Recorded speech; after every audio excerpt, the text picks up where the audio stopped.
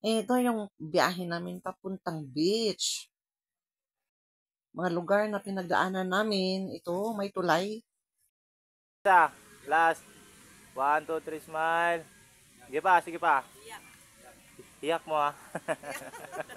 1, 2, 3, smile. Closer, closer pa yun, closer. Uh, 1, 2, 3, smile. Maganda sa pakiramdam na nakabaon sa buhangin. Dito muna tayo, unwind. Relax, relax. Duyan.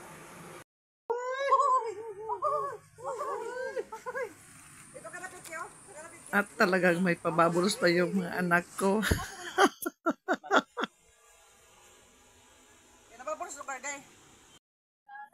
Yan, yung mga dalawang apo ko at saka mama at papa nila.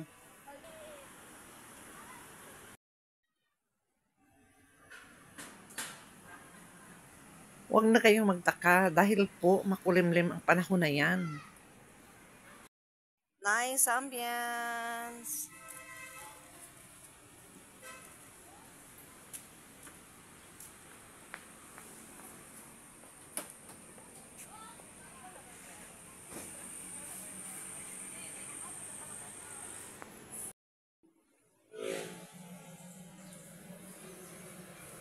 Ito yung mga anak ko. Busy-busy sa lulutuin nila.